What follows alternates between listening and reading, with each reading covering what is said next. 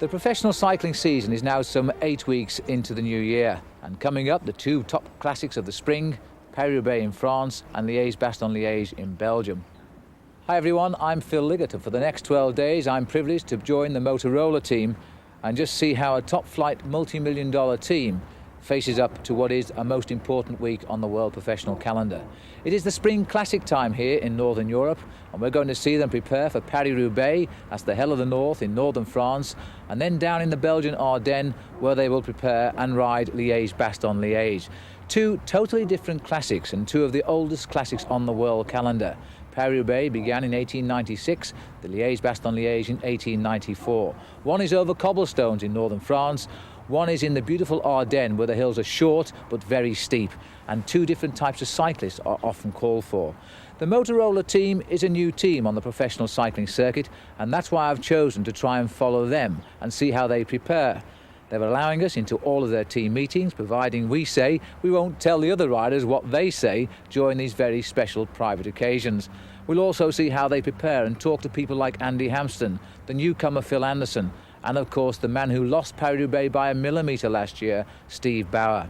This is a team that has a lot of pressure on it. It's a new sponsor who wants to see results. Already Phil Anderson has given them two big race victories. Now can Steve Bauer win Paris-Roubaix? Or can Anderson or Hampsten come out and win Liège-Bastogne-Liège? We will feel that pressure. We will speak to these riders and the manager, and you will feel it with us. The Motorola team has 15 riders taken from 5 countries, but the immediate difference between them and other professional teams is that all except Dag Otto Lauritsen speak English as a first language. This winter, with a new sponsor to impress, team director Jim Ockowitz signed Australian Phil Anderson, who at 32 was seeking fresh pastures after 11 years as a professional. Ockowitz is a shrewd judge of man, and Anderson already had won both the Tour of the Mediterranean and the Sicilian Week. Anderson joined Steve Bauer a year after the Canadian left his Swiss team, and both are glad to have Englishman Sean Yates alongside them. John Tomac is in his second season after an exciting amateur career that included notable mountain bike success. And there's Frankie Andreu, a 1988 Olympian, of whom much is expected this year. But Bauer is the name everyone talks of. Steve Bauer joined Ockowitz last season, and a French newspaper then claimed that he was being paid $500,000. Steve's a quiet man who usually lets his legs do the talking, and when he makes conversation, he also makes every word count.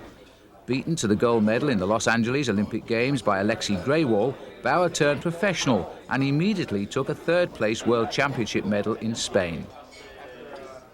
Bauer and Anderson are the team's leaders, but they rely heavily on the others, like extrovert Bob Roll from Santa Fe, whose humour helps keep morale high. And there's Andy Bishop from Arizona, but who lives in Belgium during the season. Not too far away, in fact, from Dag Otto Lauritsen, the Norwegian champion who almost won the world title last year in Japan. It's April now, the team is divided, and its other superstar, Andy Hampsten, is away racing in Spain. The Spring Classics in Northern Europe are underway, and Bauer knows he must rise to the occasion. Today the team has been training, and tomorrow it's the Classic Ghent-Wevelgem. Eric Heiden hands out the team's schedule. The Ghent-Wevelgem race, like all of Belgium's classic races, attracts the best riders. It's seen as a stepping stone to the upcoming Paris-Roubaix. There's a taste of cobblestones, and the short steep hills in Flanders always hurt. It would be nice if Motorola won, but that's not necessarily the intention. John Hendershot, one of the 12 support crew and one of 3 team masseurs, gives Dag Otto a light rub before the start, while Steve Bauer is looking for proof that he is approaching good form for Paris-Roubaix on Sunday. It's an important time of the year, even though the season is only 2 months old. There's Greg LeMond. The Triple Tour de France winner has yet to win a classic race. And Laurent Fignon, who lost the Tour to Greg by 8 seconds in '89. Also on parade is Eddie Planchet and Frenchman Charlie Motte, a climber with classic ambitions this year. And the rest, who make up the 198 riders inside the velodrome on the outskirts of Ghent.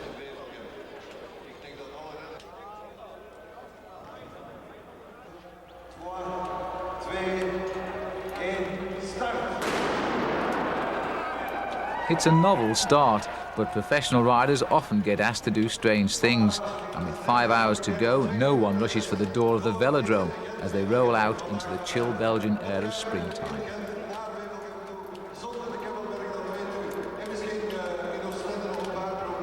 Paris-Roubaix and Liège-Bastogne-Liège are World Cup races. Ghent-Wevelgem isn't. So to race your heart out today and win is rather like playing your best shot on the club putting green. For a long time, the field stayed together, and team publicity director Paul Sherwin keeps in touch with manager Okowitz. Not much of one, all bad. Not really. I'll see you later.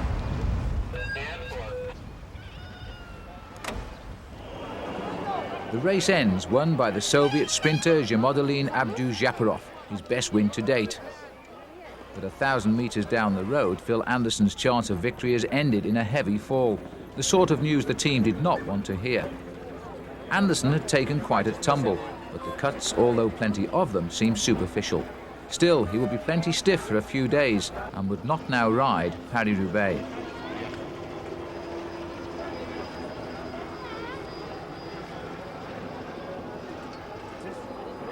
Oh, Phil, man. Hey, John. My bike's just over here, man. Sitting there. You gotta watch out somebody can snag it. Frankie Andreu had also ridden well, finishing 12th in the 210 kilometres classic, best of the team. Bob Roll, joined by his new wife, had found the race dangerous and was clearly unhappy. This was the last race before Paris-Roubaix, and it had not gone well.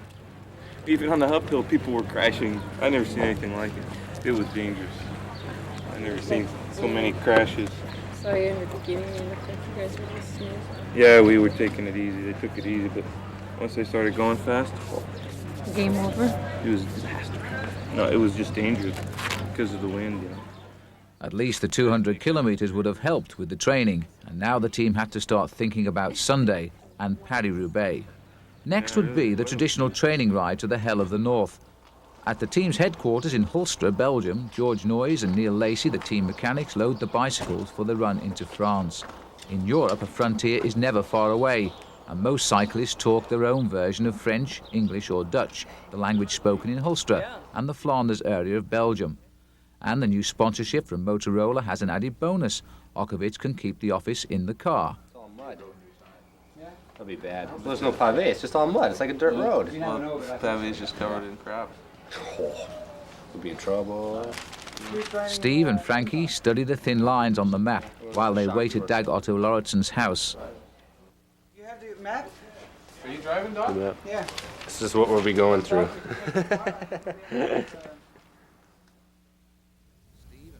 While outside, John Tomac, who raced Paris-Roubaix for the first time last year and finished, decides to fill time practicing pitching before he breaks the news that I forgot my passport, Oach. there's always one, isn't there? The Paris-Roubaix is in France, John, and this is Belgium. On a bike, the checkpoints ignore cyclists normally, but not when they are sat in cars. Hey, we're making a passport stop here on the corner. From the assembly point to the course is about 2 hours' drive. Bauer and Tomac travel together. I suppose you can ride from the forest to the finish, or you can drive from the forest for a while and then ride the final and ride home. That's it from the forest there, 100 Ks.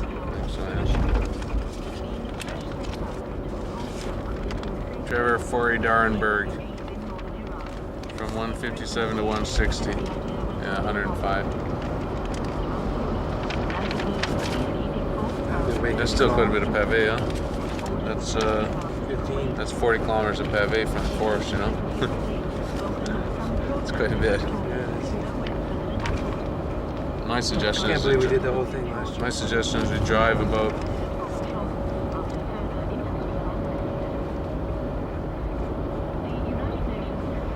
Bypass the forest. Drive about 15 k's of pavé there.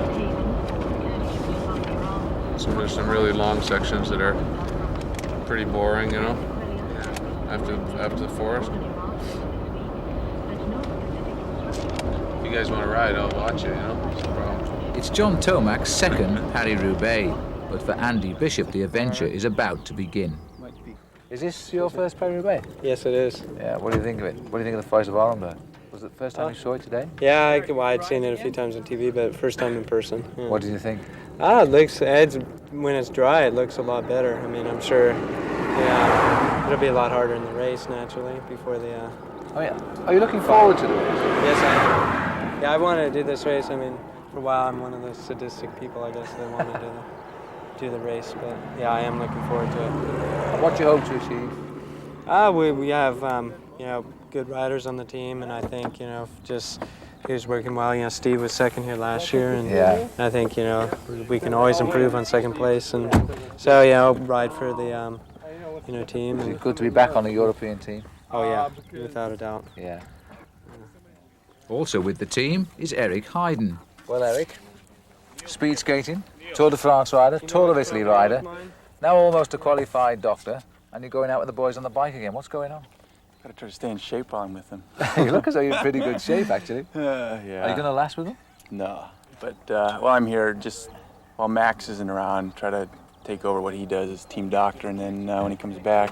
What sort of problems, because you've only just come in, haven't you? Yeah. Into Europe. Yeah. What sort of problems have you had so far? So far it's mostly just been accidents, and then a couple guys getting the flu, and so it's been pretty easy stuff. With the accidents, it's just cleaning up cuts and make sure that everybody kind of takes care of them.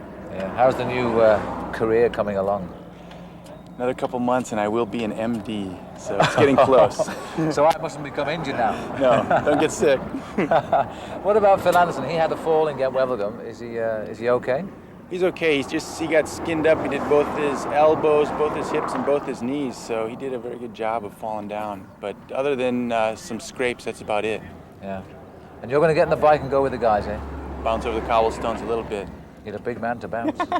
Those big legs, Eric. I hope the tires hold out. What a great character Hayden is. In Holland, he is still famous after his 5 Olympic speed skating gold medals. But it was time now to get the feel of those cobblestones. Riding them leaves little to the imagination. The bone-rattling roads are real, and the faster you go, the more you bounce. Here in France, they are fast disappearing, and they say only 80 kilometres remain. If the cobblestones do disappear, then Paris-Roubaix will soon follow. Efforts are being made to reserve both the cobblestones and Paris-Roubaix, and this was a full dress rehearsal. The team cars are equipped and drinks are taken, eventually on the move. One concern, though, is the weather. It's too nice, and Paris-Roubaix will be on a day full of dust. Bob Roll, who has finished the race 4 times, goes in front alone as he sets a pace no one seems really interested in. Eric's bike, by the way, is already back on top of the car. As the tracks reveal their secrets, riding the stones is an art in itself. The riders usually use high gears and constantly search for the smoothest stretch they can find. But it isn't easy. For Steve Bauer, the final preparations are almost over. I mean, we're just 48 hours away from the race, but you did quite a few kilometres today. Well, yesterday I recuperated from the race on Wednesday, Gent Wevelgem. And, yesterday I felt quite a bit tired, so I didn't do any hard training. But today I thought I needed a little bit more before Sunday, so we looked at the final part of the race, checked out the areas of pavé and what the condition the pavé was in. And then after doing the last part of the race course, I rode to my home here in Belgium, which was only, say, 30 kilometers away. But I also did a bit of motor pacing behind the motorcycle, so that would help me get a little more speed, keep the legs turning really well, and actually probably help recuperate a bit from riding on the cobbles too. Let's just go back 1 year, almost to the day now, Steve. Everybody's still talking about that fabulous finish. Right now by Van Hooydonk, goes high, opens the door to Steve Bauer. Bauer comes on the inside, and it looks as though Steve Bauer's going to get that first classic victory on the line. They are almost together, and Eddie Planker was right on him on the line. We'll have to look at that again. But I was disappointed, definitely, to be second, but also I knew that I'd done my best race, and I think, when you realize that you've done your best performance, no matter what the outcome, you have to be somewhat satisfied. Obviously, one more centimeter is a bit of luck, so you have to take it as it comes, as sport in a way. Normally when you hit a line together like that, you know if you've won or lost. Did you know, or did you still feel? No, I didn't really know, but I just had a sensation that it was probably because he was coming from behind that I thought that he might have got it, but it was too close to really, to really realize. It was a cruel way to take defeat, but Steve Bauer had been part of the most exciting finish the race had ever seen. Later in the year, he was making news again, this time after taking the lead in the Tour de France from an early breakaway group on the very first day. His fourth place in the Tour in 1988 had made him a respected man, but when he escaped with 3 other riders last year, they were to swap the lead right until the final weekend. Bauer held on to the Maillot Jaune for 9 stages, until the hills eventually took their toll and he passed across to Frenchman Ronan Pensek. But before that happened, Bauer showed all of his qualities as a champion. He could lead a race and lead a team. The quiet Canadian still didn't win many races, but he certainly knew how to grab the headlines and the all-important publicity. Once in the lead, Bauer knew how to fight and would never give up. But on the major leaders in the Tour, Delgado and Le Monde, you haven't lost a great deal. Well, they still have to make up a lot of time, and I'm still in the bike race. There's, I lost the yellow jersey today, but there's no means, completely out of the race, and I'm still gonna push myself, and I'm still in the race. So, tomorrow's another day. You lost the yellow jersey today, but will we see you in it again before we get back into the mountains? Never know. Never know. And how do you feel about losing the yellow jersey? You've lost it before. Well, I think instead of losing it, I have to think about the 10 days that I kept it, and that's a great souvenir for my career. And if I can get it back, I'll get it back. If not, then I'll do my best race. You've worn the yellow jersey on 2 separate years of the Tour de France. One day, will you be keeping it in Paris? Tough to say. It's there's not too many riders that can win the Tour de France. So, realistically, it'd be very, very difficult. But I'm also aiming to do my best race there. And if I get the jersey again, well, that'd be fabulous. As you're a professional, you're expected to always produce a result when you get on a bike. And of course, they sometimes forget that you are a human being as well. Mm-hmm. And that just doesn't happen. How do you actually lift yourself back up, motivate yourself to go back out there and try and do better again? Well, I think for this weekend, definitely my race last year is going to give me a tremendous boost of confidence. I think that had I not done so well last year, that I might be a little bit less motivated than I will be this year. And I think holding on to that performance last year is going to help me a lot on Sunday.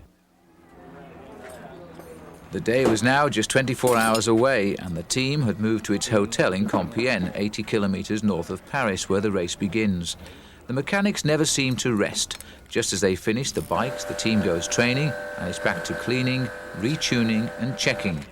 Of all of the team's helpers, the mechanics seem to have the least use of a hotel room. The sun is still shining, and the riders have taken their final chance to stay loose. Frankie Andreu then comes in with more work for the mechanics. Got about that high. These days, Paris-Roubaix does not seem to demand a great deal of different equipment, but one point of concern is the thickness of handlebar tape to avoid, or at least delay, the blisters forming. Or you could run a strip of tape across and then I could tape over it. Yeah. Could you do that? Just one, please? Where? Just on the top. Yeah. So just on the,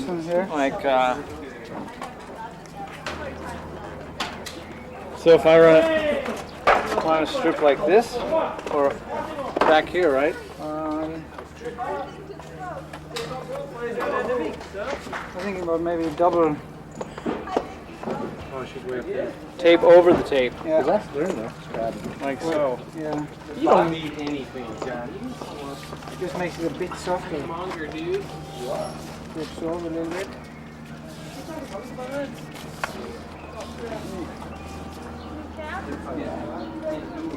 Huh? Okay, top and bottom. Don't have to do it here. Not even here? No. Just on the top. I mean, you could do it there if you want, if you don't mind. I can do it wherever you want it. Yeah. Just do it all over. From like starting from about right here. Yeah. Yeah. Okay. Alright, you want extra tape? Ooh. I don't need extra tape.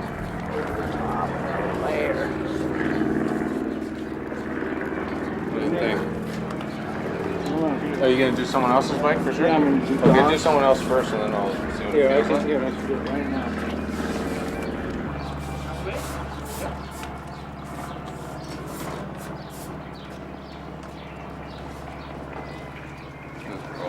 It does? That feels big. No, just normal. So good. You know best. No, it's all in the hands anyway. You have to relax your hands. Yeah, I was going to ask you if you wanted maybe something different than 12-19.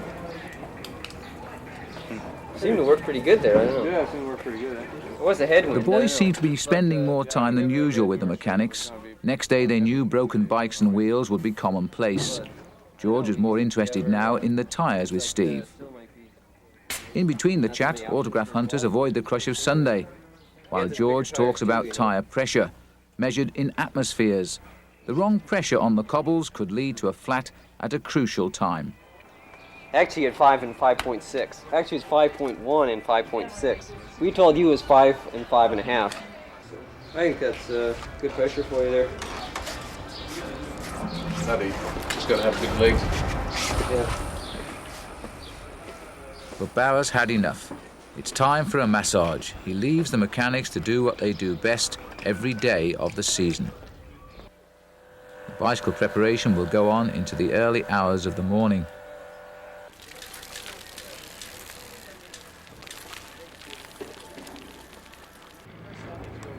How many bikes have you done today, man? I don't even remember. I mean, it's not actually that many when you think of it. It's only like 16 bikes, but a million wheels, and it's just never ending. How many wheels do you carry on Paris-Roubaix? We're preparing like 30 pairs, and then we'll have 7 pairs in the car following, and then another 5 pairs in another car, and 5 pairs in another car, and then all the wheels the guys are using, and then all the wheels that are in the spare bikes all have to, and they're all with the special larger profile tire there. So that's like 60 tires to glue on just for one day, and then take them all off the next day. So For a race on Wednesday. for a race on Wednesday. Upstairs, the riders check in for a massage at a pre-booked time. It's important they are not late, as this throws the system into some disarray. Head masseur is Trudy Roberts, who has the job of taking the pain out of racing even before you have any.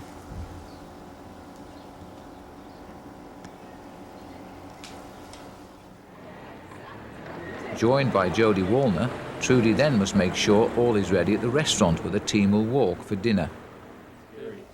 It's rather like the Last Supper. Jim Okovitz has okayed some wine, so Sean Yates passes the list to Steve. What's your budget?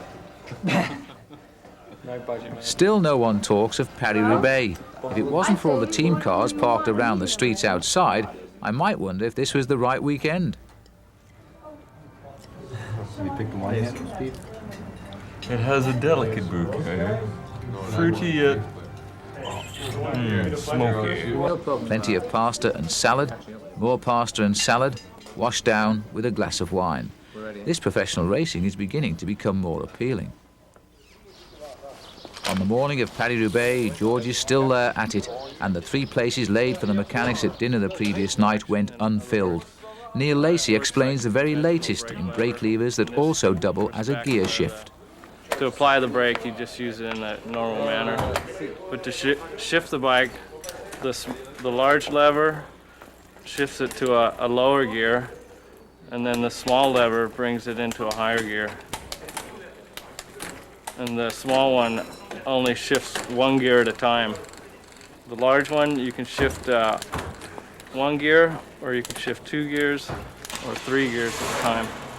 Because the road is so bumpy, the riders have a little trouble when they take their hands off the bar to use a conventional shifter. So this will hopefully give them a lot more control. And the left lever works in the same way.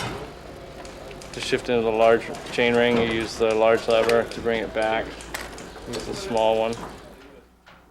It's like going to war. The final briefing, and the atmosphere is a nervous one. Steve K. No problem. You got the band-aids already, eh? Huh? You got the band-aids and the thumbs? You want to hit that TV? You're right there. Watch your head. You guys know where the start is today? It's the Place du General de Gaulle.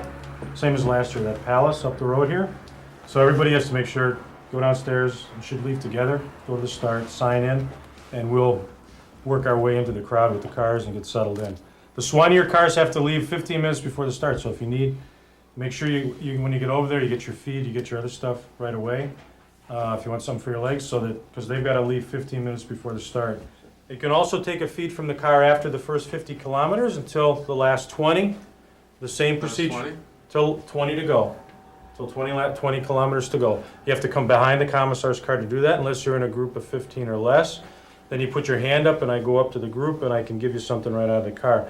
Unless the commissar tells me no, and then I won't give you anything. So do not throw your bottles away until you're absolutely sure I can hand you something. And so hang on to your bottle, at least until I've handed it to you and it's a clear. The first 110 kilometers till we get to the first pavé, you know, Andy, you and Nathan are going to be 100% working with Steve.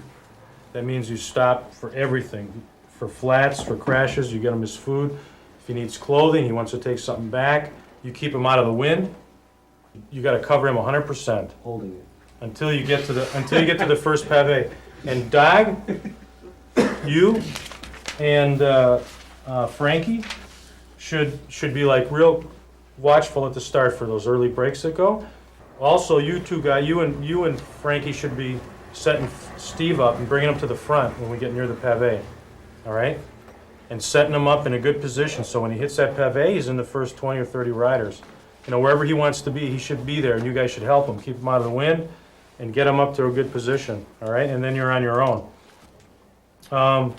John, you, Sean, and Bob are going to pretty much ride your own race. Once you get to the pavé, it's all for Steve. You know, you got to stay up front. You should go in breaks if there's a break going. You know, like if Frankie or Doug or Andy or Nate, you're feeling good. You too, even though you've done this up to this point, if you haven't had to do too much work and things have gone pretty well, you should be up there as well. And in good position, riding at the front, and always keeping an eye on Steve. And any problems, you got to stop right away and give up a wheel, and then bring him back to the position he's at. Okay.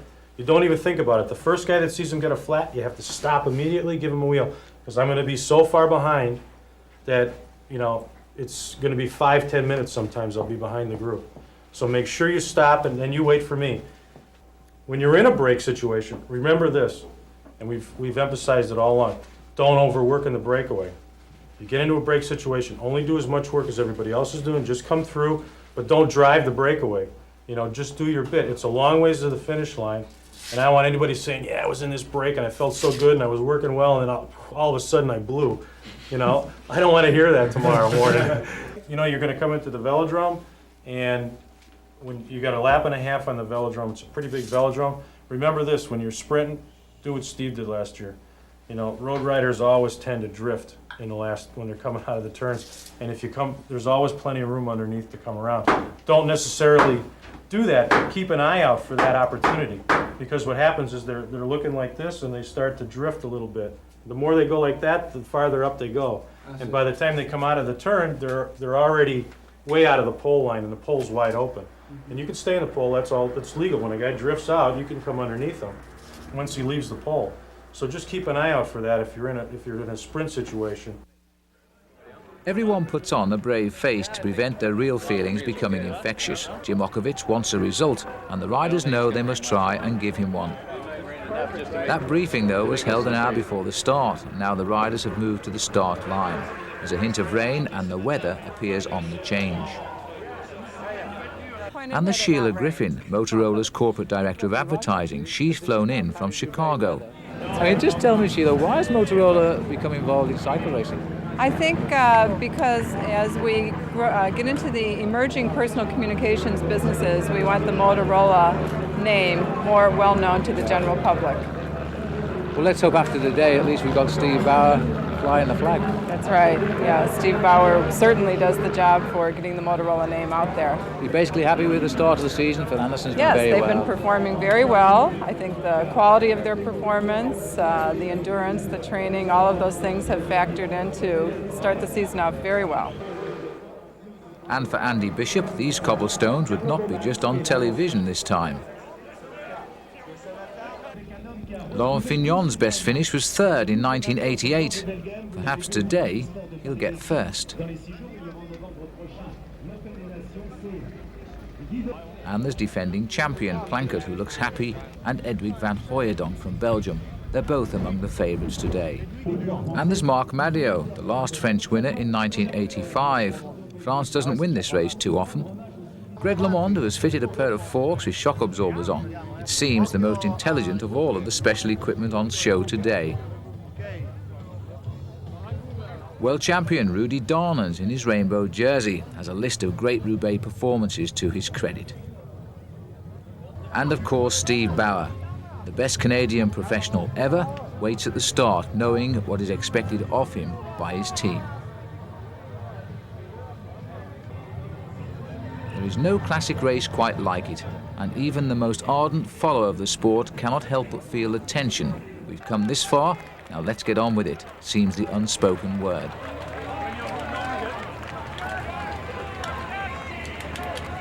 The race leaves Compiègne, and with strong winds and slight rain it will make a fast start. The 56 kilometres of cobbled roads and tracks don't start until Troisville. That comes after 100 kilometres. Then comes the forest of Arenberg. It's the first free-for-all, and from then on, it's a matter of survival. There's a massive crowd waiting in the forest, a nature reserve that normally allows no-wheeled transport other than bicycles. Who wants to take the car over this road anyway? 11 riders have taken a lead. None are from Motorola. But the chase had been long and hard, and at this point, the escapers had been cut back from 5 minutes to just a minute. At the front is Gert Jacobs from Holland, leading the charge.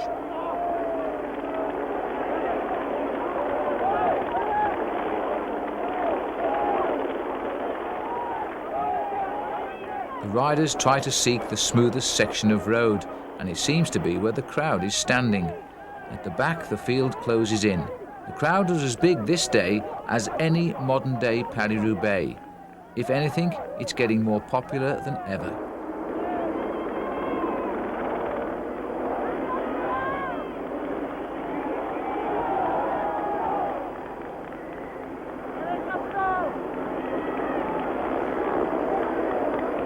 As the crowd stands back from the advancing leading group, the race behind was catching up. But two riders were already in trouble, Greg LeMond and Laurent Fignon. Both have punctured and are now trying to catch up. They're in the third group on the road.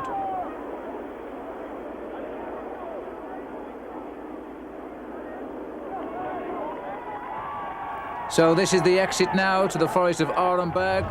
The news has reached us that LeMond and Fignon are chasing, but we're heading on now to pavé number 7. And Steve Bauer has made the split. So the hard work of the Motorola team that has been done today has brought Steve Bauer into this lead group. And surely now this is the decisive move. This small group of riders who are building over the chase group. Before Bauer got up here too, Sean Yates was in a small breakaway with Charlie Motte. So he was playing the advance guard for Motorola today. And he's had bad luck again, as he always seems to have in Paris-Roubaix. Yates is not in this group at all now, but one or two top names most certainly are.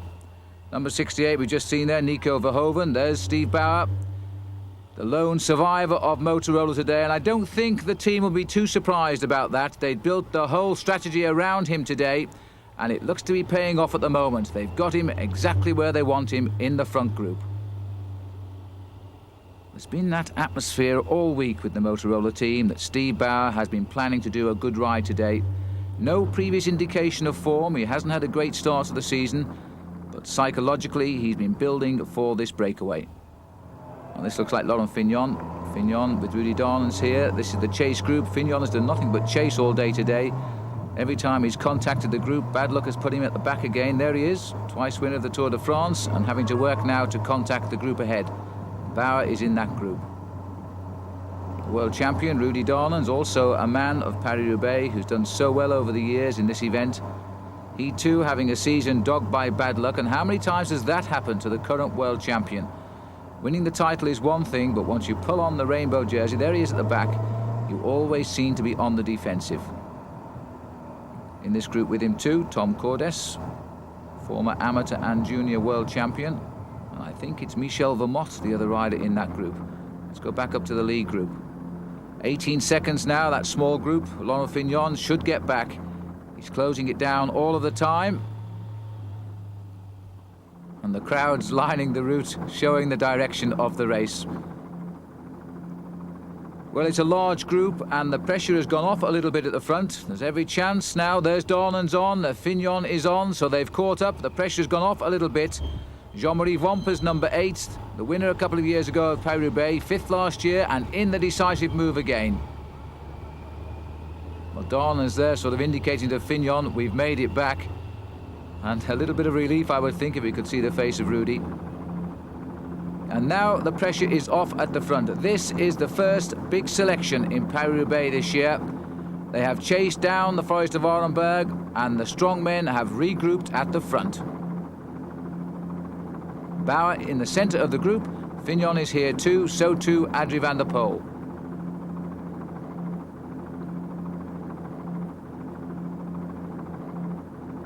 Jean-Marie Vompers, plenty of the Panasonic boys are here. Bauer just lying back from the front of the group now, planning the next tentative with the cobblestones that remain. And a little bit more action required from the boys at the front. That's Peter de Klerk. Well, the crowd has seen a great classic Paris-Roubaix this year, and this now is Hendrik Redant, who's trying to go for home for Belgium, just in the manner of the old days when Eddy Merckx used to win this race. And now Hendrik Redant, certainly not quite as fashionable in his time as Eddy Merckx was a few years back, but Redant trying to leave this chase group. He's got a teammate in the group too, Peter de Klerk. And I think Marc Madiot's made the group, but this is the lead group now beginning to fragment, and there's no sign at the moment of Steve Bauer. That is Bauer. Bauer has realised the attack has gone. He's trying to get across the gap. He did exactly this 1 year ago, and Redant has punctured. Redant has punctured his lead about 35 seconds, and his back wheel is out. And clearly the team car is not on hand, because I think the team car, in fact, was trapped behind the small chase group which was forming behind him. And here they are, and this is Peter de Klerk sitting at the back. The teammate who thought he was defending the lead of Redant, and now he's going to come round and find him standing on the roadside. As they swerve to avoid him, well, the change is a good one, especially for Paris-Roubaix, where the mechanics are so often delayed by the narrow roads, the cars. And there's Redant starting off, and as you can see, he's going to rejoin the race right at the front.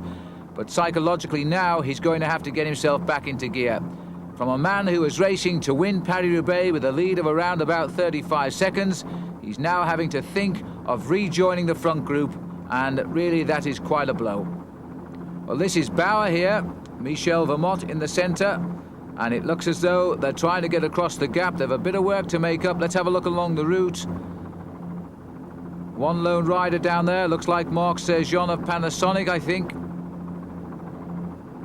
And a bit further up, Paris-Roubaix is blown apart here on the cobbles around Templeuve. And there is the big group, but even further ahead now we've got this small group which again is splitting up, the group that swept by Redant, and that is Marc Madiot going, and he's going at precisely the point where he went when he won this race 6 years ago. And into the stadium now, and it looks as though nobody is going to touch Marc Madiot. This is the view the spectators have in the velodrome at Roubaix, and all they've got to do now is await the arrival of the man in the flesh. They're beginning to refer, I think, to Marc Madiot as the 6-year man, because he won the amateur Paris-Roubaix, then he won the big Paris-Roubaix, and now he's going to win it again. They're all separated by 6 years, and here he comes. Listen to the crowd. A Frenchman at last sweeping in to Paris-Roubaix. There's only been Marc Madiot and Bernard Hinault since 1956. When Lewis and Bobet was the winner then. When Hinault won, Bobet was here on the podium to shake hands with Bernard Hinault. Sadly, since then, Lewis and Bobet has passed away. But Bernard Hinault will be at the finish line this time to see Marc Madiot. I'm not surprised he punched the air there at the crowd. One full circuit to go of the stadium, and nobody can possibly catch him now. Well, Paul Sherwin has indicated to me that Steve Bauer is catching up with the chase group. Well, it must be some dramatic chase that as he's coming into the stadium, because he is just off the back of the lead group at the moment. We can't see them. We've no cameras outside the stadium. All of the cameras concentrating here. We'll have to wait now for the arrival of that chase group and see if Bauer has latched on. But for Marc Madio, it is sweetness today. The winner of Paris-Roubaix for the second time in 6 years, the 3 times in all if you include his amateur victory as well. Here's the chase group onto the stadium now, a lap and a half behind. Jean-Claude Carlotti, Franco Ballerini. Now, has Bauer made it? Bauer has made it. Bauer is lying, 5th man down. Well, he could only have just got on. Bauer is in 5th place here. This is the working group that has come together in the last kilometre or so. They've caught Ballerini, who was chasing down Madio alone. He never made progress. They swept him up. Peter de Klerk is in here as well. And Jean-Claude Carlotti, the sprinter, is finding himself in the exact position he really doesn't want to be at the front. Bauer is coming on the left of our screens at a run like he made a year ago. That was for first place with Eddie Plankett. Plankett has been dropped with a puncture today, not in at the final showdown, but Bauer most certainly is. And they're coming off the banking now, the couple of lapped riders coming through on the inside there. But this is the sprint for home, and Jean-Claude Carlotti is led all of the way and holds it on the line. Bauer on the right. Well, I think he'll be in 4th place. Carlo Bowman's pipping him for 3rd. And watching the sprint too was Marc Madio, his 2nd victory in 6 years, and 6 years before that, he'd won the amateur Paris-Roubaix. Alongside him was Bernard Hinault, the only other French winner since 1956. But Steve Bauer had nothing to be ashamed of. He'd ridden well. His 4th place, a kilometre from the finish, seemed impossible. 9th was more likely. Sean Yates too had also ridden well. After the Forest of Orenburg, Yates had been in the breakaway that had contained Charlie Motte, and he finished 52nd of the 105 who arrived at Roubaix. This had been a competitive Paris-Roubaix which, as usual, left its mark indelibly printed on the minds of those who rode it. Bauer kept the Motorola team up front, and the rest of the team did their job too. Andy Bishop finished 48th. A great start to this classic courtship. I think the showers are the nicest part of this race to the riders, and as usual, there's no privacy attached to professional cycling. Enjoying the sun outside, there's relief written all over their faces, but only for a few days. Now this race is over, it's Liège-Bastogne-Liège, but this isn't the time to mention it. Dag Otto Lauritsen had been the only other finisher. Bob Roll and John had played their part and left the field of battle satisfied. New Zealander Nathan Dahlberg was still smiling, but Bauer was the man, as everyone had hoped. Well done, Steve. Thanks. Well, it worked out almost as exactly as you said you were going to ride it.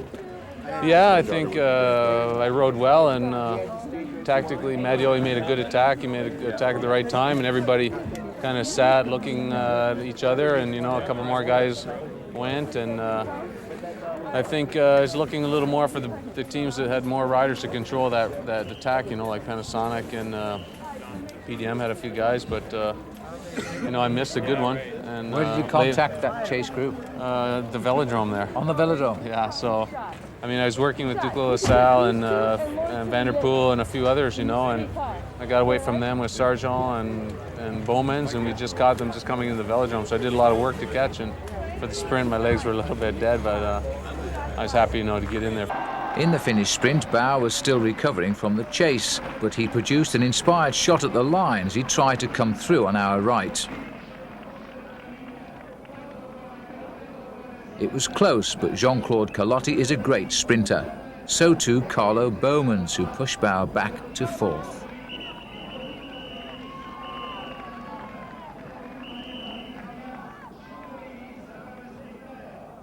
Next morning, it's back to the office for the backup team. The Paris-Roubaix is now history, and sights are fine-tuned on Liège-Bastogne-Liège, the next target. Running a top professional team requires expertise in administration, bicycle equipment, and a medical knowledge, and the ability to stay one step ahead too. It's no good on the day finding someone forgot to order the wet weather wear. A professional team can now cost up to $6 million a year to run, but a successful team brings in more than that in public awareness of the product it endorses. Racing equipment is expensive. A wheel can cost $2,000, and a bicycle is worth up to $5,000. Tyres, when flatted, are thrown away or used for training if repaired. John Hendershot, affectionately known by the team as Shot, has to keep his medical shelves fully stocked at Hulstra. Over here we have the vitamins that each rider takes. Our sponsor NutriQuest right now is computerizing their nutritional programs. From the computerized printout we can determine what each rider needs. Those are all based on blood test data, urinalysis data, and a diet log.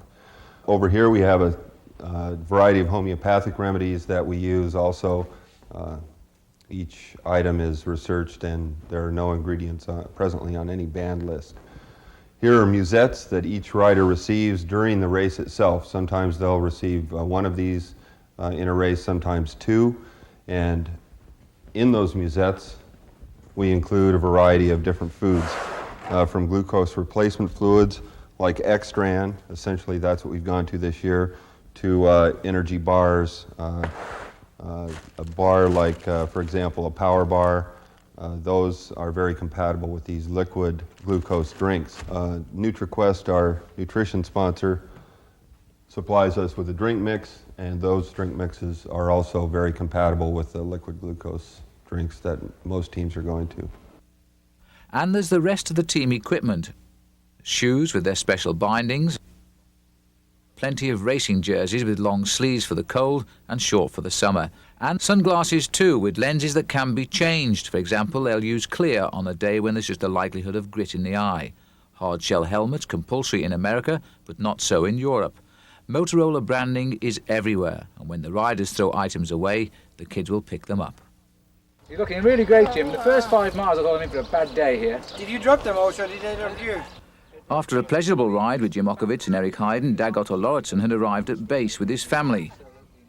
A chance for me to discuss his greatest disappointment. That's the worst crash in my life. Do you really feel it cost you the world title? I think so. Yeah. I have to believe that too, but I think I had a good chance to beat both of those guys. What happened? And I think maybe Dons wouldn't have been there if we didn't crash, because we was like we lost 30 seconds. Yeah. Or if he would have been there, we would have been 3 guys, and I still think I had a decent chance to win, but I for sure would have a chance to have a medal. So it's... At the moment it was bad, but I think later when I really knew what I lost, then it was worse. I was riding halfway up the hill, because I attacked from the other guys, and he was the only one to come with, and I just let him through, and he rode for 50 meters, 100 meters, and I looked back on the switchbacks down there, and Danis was coming up to Gaillard. Gaillard was dropped from us, so Dans couldn't ride then. But he thought that Dans was riding to chase him, so he was mad at him. So he was screaming, and then he had one hand off, and he turned around. And it was very steep, so there was nothing to do. I was first on the bike again before him, but then my chain was stuck in between, so I couldn't get it. I couldn't start. So I had to go off again, and then by that time everybody was gone.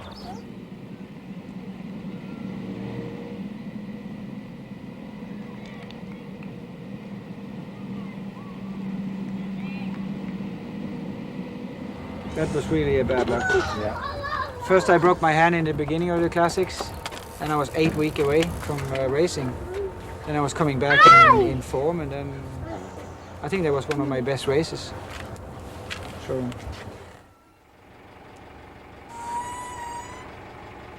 Before Liège-Bastogne-Liège on Sunday, there is one more Belgian classic, the Flèche Wallonne. George is first to head off towards Spa in the Belgian Ardennes. This race is important to the team as a stepping stone to Liège-Bastogne-Liège, as it covers some of the same roads. But I've taken the chance to call on Eddy Merckx at his bicycle factory near Brussels Airport. This legendary cyclist still has no equal in the racing world today. Ah ben, ils sont pratiquement faits, je les envoie demain ou plus tard. Ouais. D'accord, ouais, bébé. Eddie, the Motorola is a new sponsor in the sport. It's a multi-million-dollar sponsor now, and you're helping the sponsorship with the provision of Eddy Merckx bicycles. How many teams do you actually sponsor in the sport?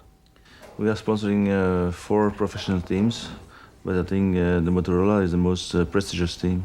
Why is that, Eddie? It's because it's American? It's different to all of the others? I think it's first because it's American, and I think also because Motorola is a very big name in the business.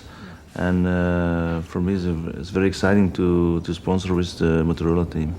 Does this team have the depth to help people like Anderson, Bauer, Hampsten win the Tour de France, perhaps? Oh yes, for sure. I think riders like Sean Yates, Ron Kiefeld, Dahlberg, they are very good riders, and there's a very complete team, and I think they can defend in all the parts of the stage races. Well, this week coming up, we've got Liège-Bastogne-Liège, Eddie. You won that race 5 times, which is an unbelievable record. Do you think that somebody on the team might do a good performance on Sunday? Oh, I think normally Andy Hampsten or Phil Anderson, when they are in a very good condition, they can win Liège-Bastogne-Liège. Now, in the case of Hampsten, he is still feeling a little bit low morale because he is sick after a race in Spain. And Andy, by his own admission, can't handle being sick easily. You know, it affects him mentally. What would you advise now for Andy? How can he pull himself back into the right mental approach? Yeah, I think what Andy needs more, it's more racing, because I think the problem for Andy is too much training and not race enough. And naturally now with the Tour de Pays Basque, when you are sick, you cannot ride on the best level, but I think it will be fast finish, because they have very good support also in the team to recover him. And then also now with the Flèche Wallonne and Liège-Bastogne-Liège after them, it must be back the good Amstel. Merckx himself still rides his bicycle, and shortly after our interview he was off to the south of France with some friends to ride 120 kilometres a day and drink some fine French wine in the evening. His 525 victories between 1965 and his retirement in 1978 included all of the world's major races, except Paris Tour. Most of his victories came alone, in champion style. He lived up to his nickname, the Cannibal, and ate them all alive. It sounds a silly question, but why was it you who was chosen to be such a fantastic athlete? Yeah, I think that's natural. I think my parents make me like that, and they give me maybe some more physical ability, yes. But after that, I think also because I was training always very hard, and also when I was winning a race, I was not thinking it was finished. Then I think it's hard to come to the top, but it's harder to stay on the top. Now, Eddie, going back to the great days when you were winning the Tour de France 5 times, 7 Milan-San Remos, 3 Paris-Roubaix, the list is endless. I think you rode about 1,800 races as a professional. You won almost 1/3 of those races. It must have been very demoralising for the rest of the riders who lived in your time. Yeah, but it's normal. It's sport. When you go to the start of a race and you do sport, if you start for not winning, yeah, you have a bad mentality. So in the big races, it's very important to win because they are big races. But in small races, the people maybe give you money, and then you have to give for your money, and that's very important thing. I think you must be a professional on all the line, and not only a few times per year. Now, when you were a cyclist, you were very meticulous with your equipment. You were always measuring the height of your saddle to absolute perfection. You would change the height slightly if there was a special course coming along. Have you applied that same attitude to the business? Oh yeah, sure. When some people come here to measure, and also with the Motorola team, I remember the first time I was going there, and then when I see a rider that is not staying so well on the bike, I try to change them and try to convince them to have another position, because I think it's very important also to have a good position on the bike. The progress in the sport since you were a cyclist has advanced so quickly in the aerodynamics, the lightness of the machines. I mean, what would you have done, Eddie, if you'd have had a bike like this when you were a cyclist? One more races? Yeah, but no, one more race no, because in the time I was riding, the riders have the same bikes than I have, and so now also the riders have the same bike, so it's making not much different, I think so. But the one thing, of course, the hour record, Eddie, which was yours, and then Moser came along with a crazy bicycle and takes away your record. Did you feel bad about that? No, it's a new technology. It's not more the same. No, you can compare the 2 records. The one is with a traditional bike, and the other one is with the new technology, and so that's different. Let's go back then, Eddie, to when you were a cyclist. I can remember you racing, and I once remember a cyclist saying to me at the Amstel Gold Race that when I said to him, who will win today? And the rider said to me, if Eddie Merckx has decided he wants to win this race, then Eddie will win this race. That is the power you had over the finest cyclists of that time. I mean, did you feel the pressure was on you every time you went to a race, that you must perform so good for the people? Oh yes, but people, it's never enough for the people now, but the pressure was always, it's why it's so difficult to stay for many years on the top, and that's why also I stopped on 33 years, because the pressure was so high, and it's not physical that you cannot do more, but the pressure is too high, and then one time it's better that you stop. This, of course, is something which is the Motorola team is now facing. It's a new multi-million-dollar sponsor. They have to prove to that sponsor in 1 year that they are good, and therefore results in the pressure. And it's difficult for a team now, isn't it? No, I think they have also good riders. They have very good experience, and also they have a good manager in the team. I think it's a very good complete team, and they have all very good results in the beginning of the season.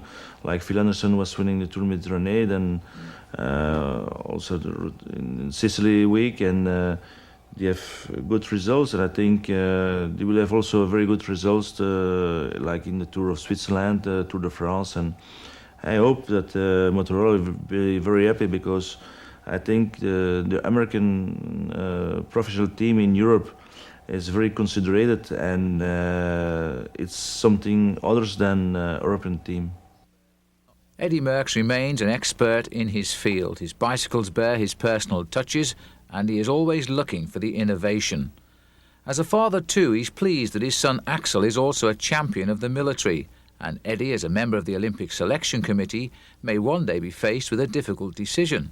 But he's pleased with one decision, that of supplying his machinery to Motorola. He also promised to call in on Andy Hampsten on the day before Liège-Bastogne-Liège. But next it was flesh wool on, and there was fresh blood on the team with the arrival from Spain of Californian Norm Alvis, although he should be used now to the northern climbs. Brian Walton, a talented climber from Canada and a very good time trial rider, was here as well. But I guess since he's the big guy and wins all the races, this is his look, you know. The team had taken over a local cafe to get changed in, and Phil Anderson, his wounds healing, was also back on the team for this first of 2 hilly races. Oh, c'est bon, même un long comme ça. Parce que le serré, il fait déjà effet. Ah bon? Comme ça. So you reckon it's going to get warm today, huh? Get one, Eric. Oh, c'est bon. Regular. Okay, guys, see you later. See you later. Have a nice day. Yep. In the street, Tour de France winner Pedro Delgado was almost ready. This race was an important part of his pre-Tour de France preparation. And his lieutenant, Miguel Indurain, who has been ill but wanted a top performance. Claudio Chiappucci, second to Le Mans in the Tour de France. They were all here. Raul Alcala, the Mexican winner of last year's Tour de Trump and also last year's Tour of Mexico for a second time. He's shortly to ride his first Tour of Spain. Greg had plenty of support, but had said already that he felt his form was not good enough to get a result in the Ardennes. Irishman Stephen Roach, a winner again this season and hoping to rival Le Mans in July's Tour de France.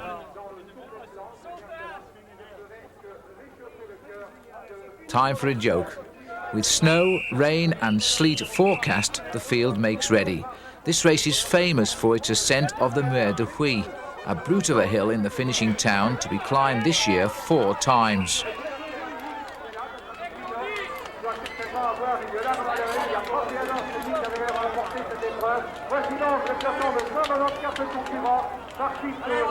Not surprisingly, the field stays together for a while.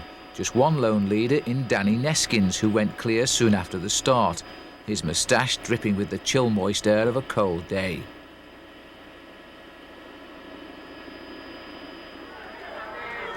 But on the first climb of the wall, there were signs of fatigue, and soon the field would break up completely.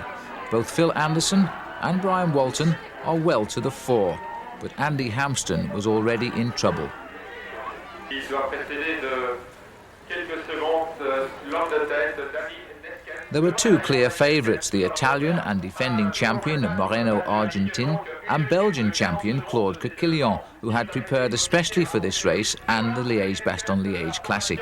He was born in the region and retires this season, and he's made no secret of his desire to win both races. But in the end, victory went to Moreno Argentin. He broke away 70 kilometres from the finish, fell off, remounted and then won alone. There was some consolation though for Claude Coquillon, because he finished in the second group and in second place. It had not been a great day for the team and only Anderson could finish, but he did make the top 20. Steve Bauer had missed Flèche Wallonne and joined the team the next day at the Liège base. Professionals like Dag Otto were hoping for a change of form. What did it take to actually bring yourself onto form? I mean, you know yourself so well, you know how to do it, but I mean, how do you know when it's all going to happen? Normally I should have been in form a long time ago, because normally I'm always good in the classics. But this year I've been suffering from illness since September, October, so that has kept me back, and I've been suffering much more than I should do. So that was hard for my morale and everything, but now it seems like I've got the right medicine and everything, so I'm on the right track now. But I'm still a bit behind usual form. So for Liège-Bastogne-Liège, Dag, what do you expect from yourself? From myself, I expect to do as good as I can for Phil, and I hope I can be better in Amstel. Yeah. But I don't expect to be in the top 10 or top 15 in Liège. I think Phil has a very good chance there. Yeah. Well, let's hope so. And what about Andy Hampsten, twice winner of the Tour of Switzerland and third in the Tour of Italy? The American has been ill in Spain. His morale is low. Andy, you're coming in for Liège-Bastogne-Liège. You were spared the agony of Paris-Roubaix. How are you feeling after your sickness in Spain? I haven't quite bounced back on Wednesday in the Flèche Wallonne.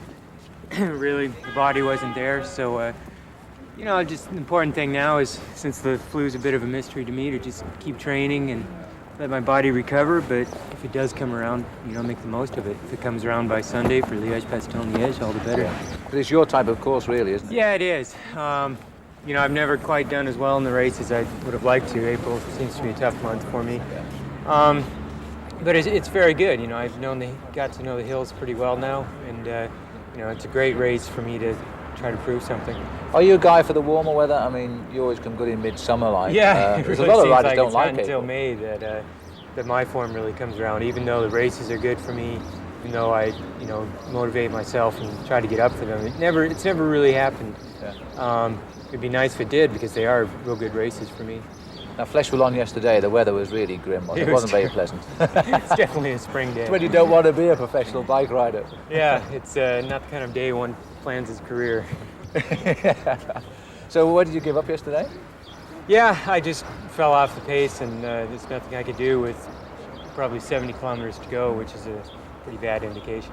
I mean, some of the young lads watching this will think Andy Hampsten never gets tired. You know, you can't fall off the pace because you've been fourth in the Tour de France, but you suffer just like the rest of them. It's up and down, you know, and you know, the better I do, I just raise my standards. So then when I'm not doing as well, it's twice as hard. Yeah.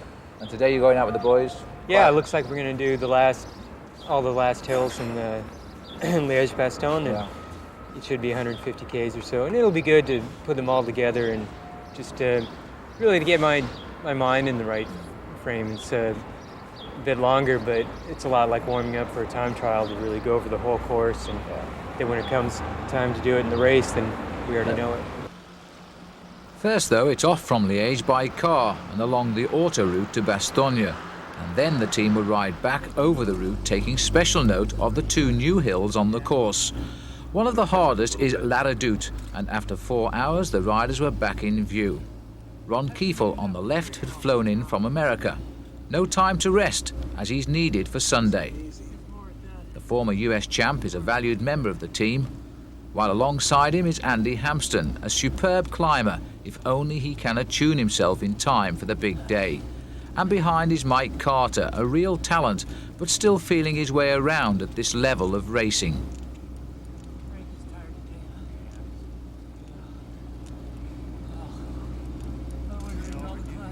The Liège race is all hills. This is only one of 10, and they are all steep. The Motorola team wasn't the only one checking the route out either. Charlie Motte had passed by earlier with his French RMO team, and Argentin, the winner of Flèche Wallonne and favoured to win again, had led his Ariostius squad by. Phil Anderson has finished second once and twice third in this race. He is still Motorola's best hope, with Steve Bauer a good outside shot. Again, they will be the team's leaders, and the rest must help when possible. The weather had changed too. It's cold now and has been all week, and the Ardennes can be very cruel in bad weather. When Bernard Hinault won here in 1980, he finished like a snowman and was one of only a handful to complete the course. So, after the stars had gone by, there was me. All I seemed to be doing this week was following the team around. I was beginning to think that making this video was not such a good idea. You know, keeping up with these guys in the Motorola team is kind of hard, and so it should be, because after all, they're the best bike riders in the world. Today they've ridden 180 kilometres. We're just 2 days away from Liège-Bastogne-Liège. This is La Redoute, one of the most famous climbs on this classic, and it comes just before the finish. One more big climb to come called the Côte des Forges. And you know, this hill and the next hill is where the climbers put home the killer instinct. This is where they springboard to victory. Now this year, Phil Anderson has joined the Motorola team, and also Steve Bauer. He didn't ride in Flèche Wallonne yesterday, he's back too. He had a great ride in Paris-Roubaix. Now we look for a good ride in the Ardennes. There's also Andy Hampsten. There's a big question mark on Andy. Is he well now after sickness in Spain? We're going to find out. The boys have gone. I'm now going to have to catch up with them, and then we'll see what they've got to say about the Battle of the Ardennes still to come. Oh, there was in fact 2 hills to come, and the other was the Côte d'Ornay, but the team kindly waited for me. Ron Kiefel on the left seemed intent to ride out his jet lag, and Andy was with him. For the rest of the ride they stayed at the front, and I followed, looking forward to dinner.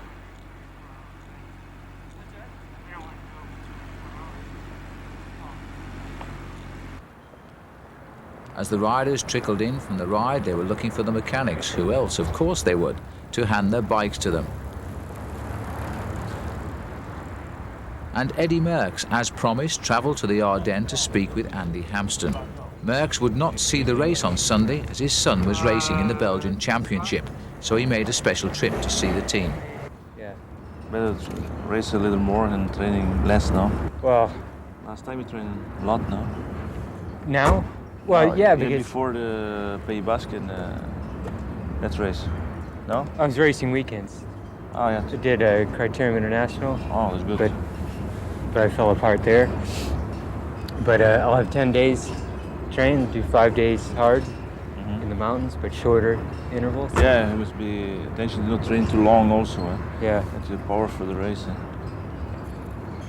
Otherwise. Yeah. But then it's good because there's all of Romandy, 1 day off, 4 days of Trentino. Then we'll have 2 weeks, we'll have training camp in the mountains in the Alps. Just 5 days, and then... But it was good, Paris-Nice also, the last... Paris-Nice was really good, yeah. But then I got this influenza in Spain. Completely if you're sick, it's better no riding, eh? Yeah. No waiting and... But then I started feeling better, so I started training, and then at Flèche Wallonne, empty. But now you look good. Now I look good, but... Tomorrow you have a big race. Everybody had now moved into the hotel for the weekend. The heavy work left to Schott and Trudy. In the hotel, the team was completed with the arrival of Dr. Massimo Testa. It was left to Trudy, though, to sort out the nightmare of reservations. I had an appointment with Phil Anderson, who'd given the new team the sort of opening they could only have dreamt of. I think anybody, when they go to a new team, they're motivated because they want to, show the team that, it wasn't a mistake, and so and them choosing this rider, and it's good for the sponsors, Motorola. So plus personally, it's I always want to do better every year. I'm 33 now, so I'm not as young as a lot of other riders on the team, or even in the sport. I'm one of the older riders now, and I think I want to prove to myself and people around me that I'm not finished, and I want to that I'm still up and alive and kicking. You know that tomorrow you are literally going to go through hell in the effort to succeed again, because all the riders suffer. People think the top professionals find it easier for some reason than the other riders, but it's not easy for you, is it? No, certainly not. You know, I think, you know, sometimes I go to a race and I'll be riding a race and I know exactly what the hell's going to go on. I know where the brake's going to go. And I'll be sitting there, I can see it go, and sometimes you can do nothing about it, you know, because you're just physically not in condition, or you're not good that day that to happen. And other times, you're the person that everybody else is looking at, you know. It's just like which side of the field you're on. Outside, just another hotel car park, but the same mechanics were still hard at work. This race was different to Paris-Roubaix in every conceivable way. The bikes, too, were slightly different. It's a lighter weight frame. We have lighter weight wheels on the bike. With instead of 32 spokes, it has 28. It's also, the wheel is laced differently. This is what we call a radial wheel, where the spoke comes from the hub and goes directly to the rim instead of crossing over other spokes before it goes to the rim. It also has a lower profile tire because the road is smooth and they don't need that extra protection that they get from the higher profile tire. In Paris-Roubaix, they use a 7-speed freewheel in the back. Now we're using an 8-speed freewheel. Also, the gearing in the rear for Paris-Roubaix is only 12-20, and for Liège-Bastogne-Liège, we use a 12-23.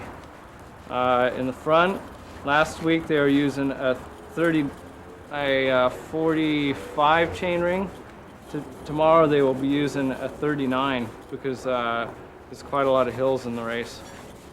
The bike, the other dimensions on the bike are exactly the same as Steve's heavy bike, so when he gets on it, it feels just like his other bike, except a little bit lighter.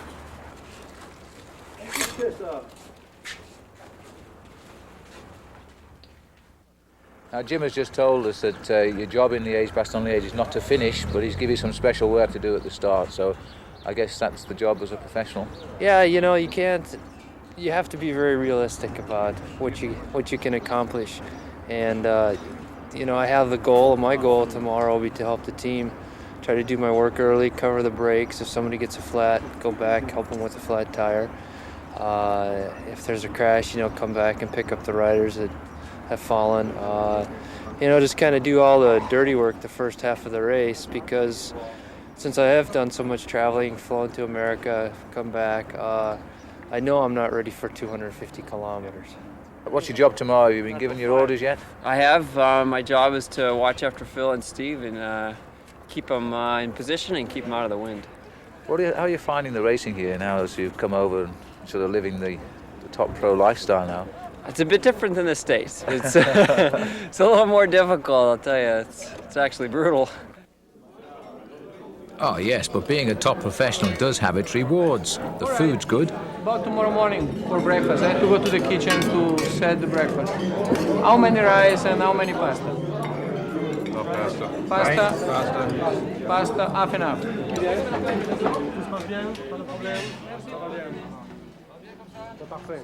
Max Tester is now in the kitchen with the chef de cuisine discussing menus for the riders. Diet is important, plenty of carbohydrate is required, and pasta is favoured. The only question, how do you eat it at 7 o'clock in the morning? When you're in the middle of eating one meal, you've got to decide what you want for the next.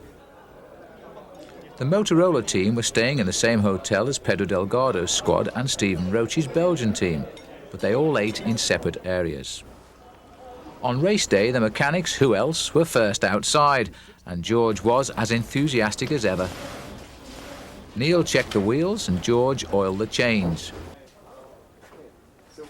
While inside, Jim Okovitz was giving his team briefing, 1 hour to go. At the start of the race today, Carrera and Ario State control a lot of the race, the first part of the race, and they're not going to let brakes go away and get a lot of time. I think that they're in a good position to do well in the race today, and the teams are going to control a lot of that stuff.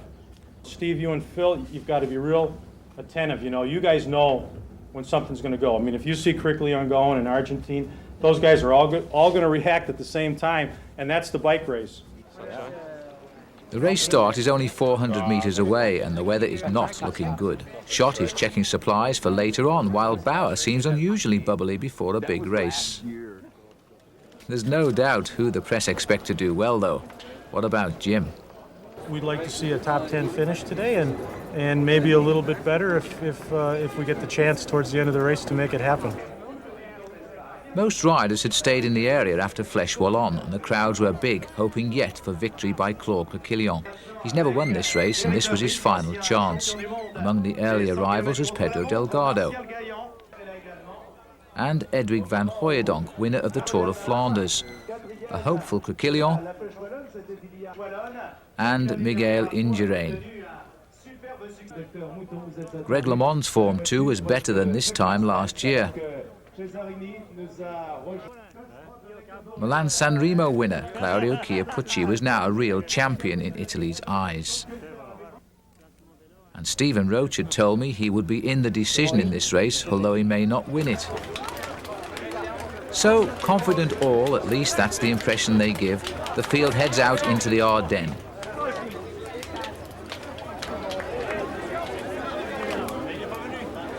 It's a beautiful countryside that has been ripped apart by world wars, and American tanks still stand in Bastogne as a symbol of freedom.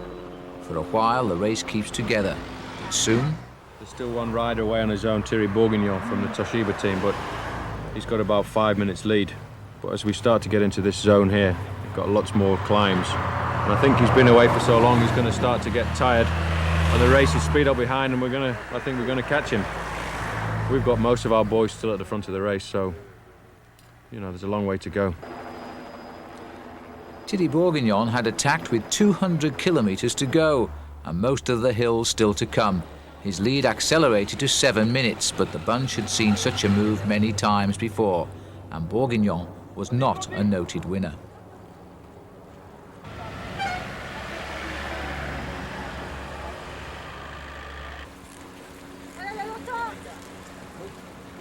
The Motorola team were under pressure, but who wasn't as the pace was stepped up in what turned out to be a very aggressive race.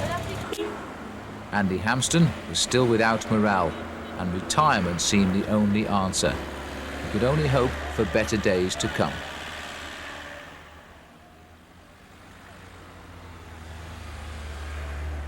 Paul Sherwin knows how he feels after spending 10 years living in France as a top professional. And during that time he rode 7 Tours de France. The thing about cycle racing is that you are only as good as your last performance. It really is a cruel world. Do you want dry towels wrapped around you? If you have one. Car radio continues to sing out the problems with the race. And he wasn't worried anymore. Do some stuff in the hills, but when it was over, it was over. Looks right in the first one. How's Steve? Is Steve still in there? He's in there, but not doing well. Phil looks Phil went good. past in 3rd place. Past here in 3rd? Andy is very concerned now about his physical condition, but time is still on his side. There remains 6 months of the cycling season, and by then he could be the best again.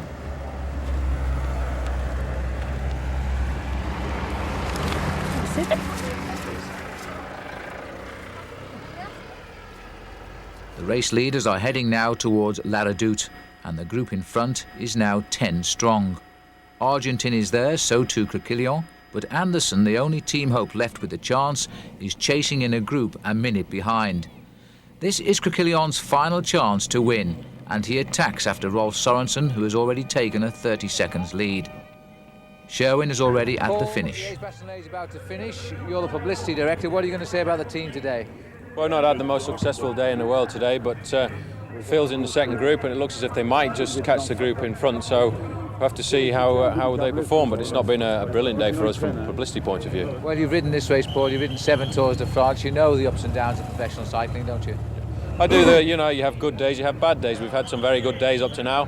We've had a couple of hard days so far, but I mean, the season's a very long one. we've already had quite a big bite of the cake. And in the sprint for the finish, Krakilian had been joined. He'd been joined by Indurain, Sorensen and Argentin. Yet the Belgian tried to say farewell in the best way possible. But again he was beaten by Moreno Argentin for the second time in 4 days. No Steve Bauer latching on this time at the finish, and Phil Anderson, who finished 15th, Dag Otto Lauritsen and Frankie Andreu, they were the only finishers of the team. It had been disappointing for the team. No one likes defeat, but knocks have to be taken along with the success. Well, it hasn't been a day for the Motorola team, but you win some and you lose some. Last week in Paris-Roubaix, we saw Steve Bauer fight and finish 4th.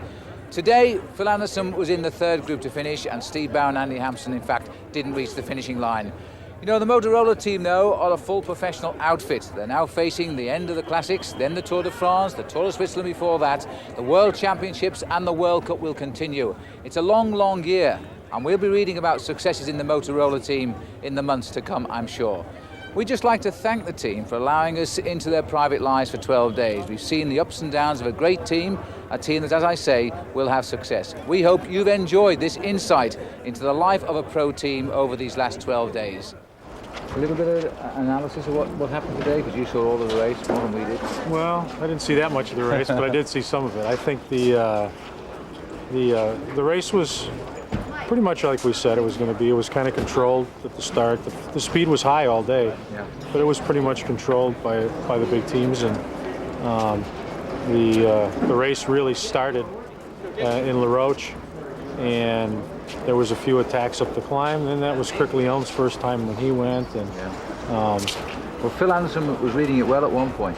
Well, yeah, I think he read it well all day. You know, it's a difficult race to read 100%. I think he was very close to reading it 100%, but you also have to have the legs to make it. Yeah. And I think that he was with the group that was just right there, but didn't quite make it. You know, they stayed at a minute for the last 80 kilometers, so they were definitely in the race. It's just that they didn't have just that little bit of extra to make up that difference. So you're not going to go back to the team tonight and shout at them too much? No, I don't think so. No. You're quite pleased then with the Spring Classic so far? I think that we need to make some improvements. I'm not going to say it's 100%. We're 100% satisfied with what we're seeing right now. I think Phil is doing an excellent job, and he was about, I'd say, 15th today. Yeah. So I think he did an excellent job. We've got to get the other guys a little bit more consistent. What happened to Steve Bauer today? I haven't talked to him yet. No, so he didn't finish, did he? He didn't finish, no. Okay. So now, where do you go from here, Jim? From here, we're going to be getting ready for Amstel Gold. We'll be doing training up there on Tuesday on the course, because it's a new finish this year. Right. And we'll spend Tuesday there, Wednesday we race, and then Friday we'll be back in for Amstel to get ready for that again. So the races go on? They go on and on and on and on. I finished, but I wasn't super good. It's getting better. My form is getting better. I think my sickness that I had since the winter is definitely getting better. So I'm not happy with the performance, but I'm happy that I'm progressing. You know, I just didn't have the legs today. You know, it's pretty that. Yeah, maybe if I had some other guys there, you know, might have been able to do it a little better. You know, I had to do a bit of work myself. But you're the only one there from the team. Yeah. Anyway, maybe they're saving themselves. Good seeing you. Thanks. Yeah.